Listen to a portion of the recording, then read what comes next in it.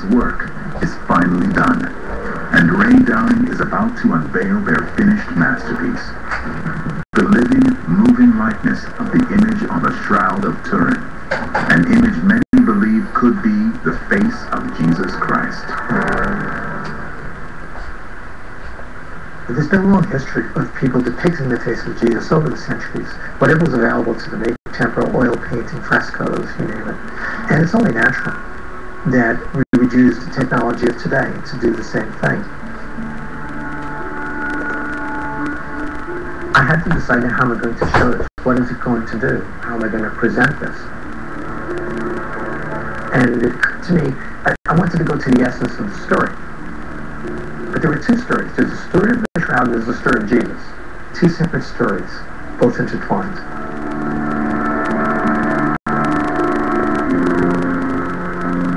And the story of the Shroud is the story of a transition from two-dimensional to three-dimensional, from a picture to a statue.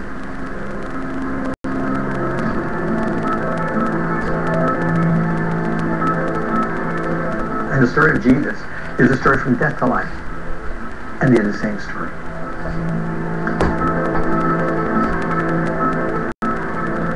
After 6 months of non-stop work, it's time to reveal the face of the man in the shroud.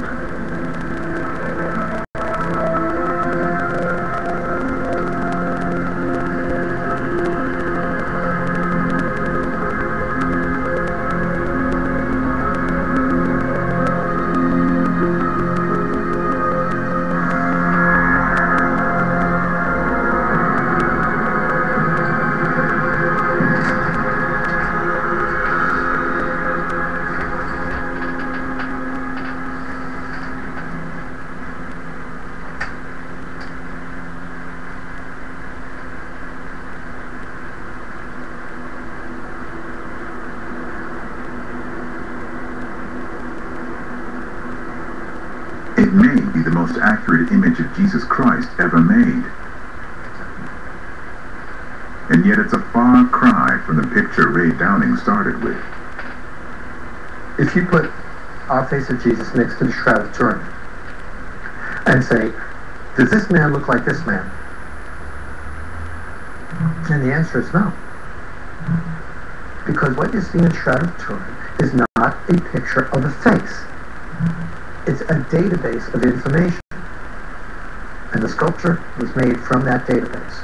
So does the Shroud of Turin and my depiction of Jesus look the same? Yeah. In a three-dimensional way? Yeah. In a two-dimensional way? Shouldn't and doesn't.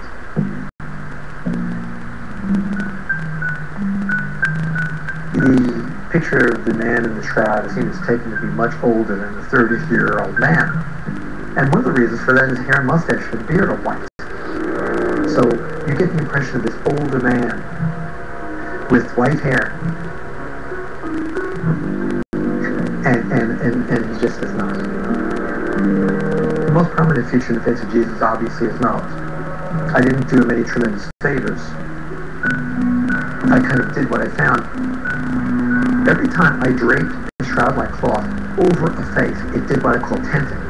Because the nose is the high point, and it forms a pyramid. But what I found was a nose that was somewhat shorter than the nose on the shroud. Because the wrapping of the cloth around the edges actually elongates the nose. What you see in the shroud is a cavernous eyes with very little detail, and then what looks like marbles. Eyebrows don't appear at all. So the eyebrows, probably more than anything else, give this particular model this distinctive look. And thanks to computer technology, the team is able to bring their creation off the screen and into the physical world. Now there's a way of outputting your 3D model to a real physical model, and it's called fast prototyping. And that's exactly what we did with the Shroud of Turin.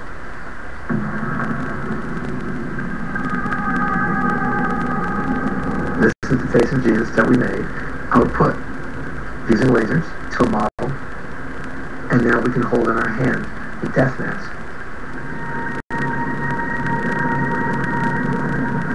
Is this in fact the death mask of the man in the shroud?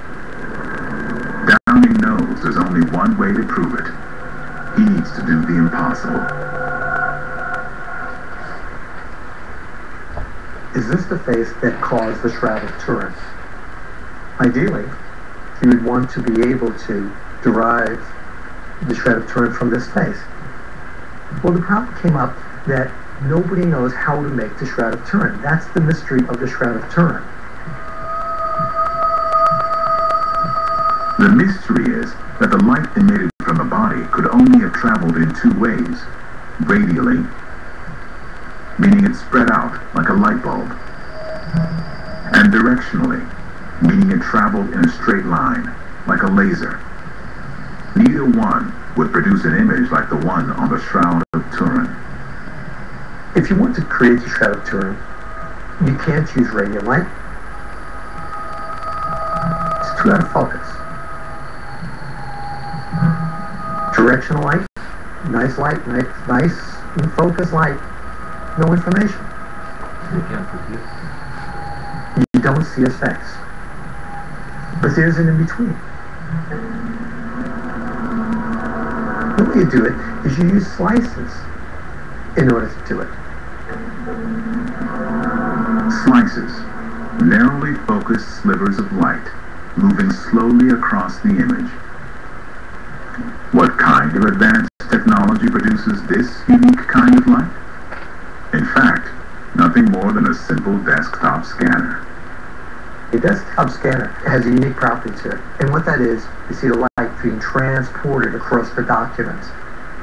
And what we found was that by making slices of light and time, we could encode this face. And then check it and see if it matches.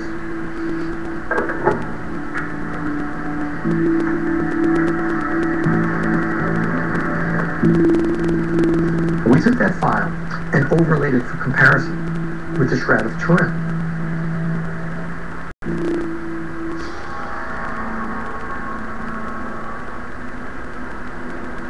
And I was astounded. They exactly match. But does this image contain the kind of 3D encoding hidden in the Shroud of Turin? Could Downing have achieved what has long been thought impossible and deciphered the Shroud's mysterious code? So we did exactly what we did with the Shroud of Turin. We took that image into our 3D software and extruded it from a flat plane. We got a full 180-degree sculpture of the face in profile. For me, that closed the circle. The device we're using is 20th century technology, but the principle goes back forever. It's not a trick of technologies. The Shroud of Turin is an instruction set for building that face, and that's what we have done.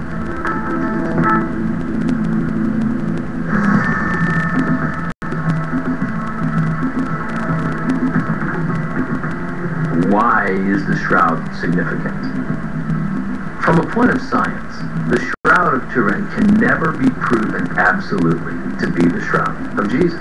It can't. I often wonder, okay, if the Shroud is authentic, then it must have a purpose, must have a plan. There must be a reason for it to be here. We may have a sort of silent witness here that, in fact, was a witness to those events. And if we can be clever enough to study those, to unpack what's there, then we may have a real opportunity where science and religion can come together most profoundly at that point. As far as the Shroud being an interesting historical object, something that is worth studying and worth thinking about, it doesn't matter at all if it's real. What matters is the stories that faithful through the generations have brought to it, and what we can learn about them through studying something like the Shroud. Is it possible that the Shroud presents an opportunity for 21st century people across the world to literally see the resurrected Christ through photography, to see it for themselves, and in a sense, in a proverbial way, to place our hands into his nail wounds and be not faithless but believe?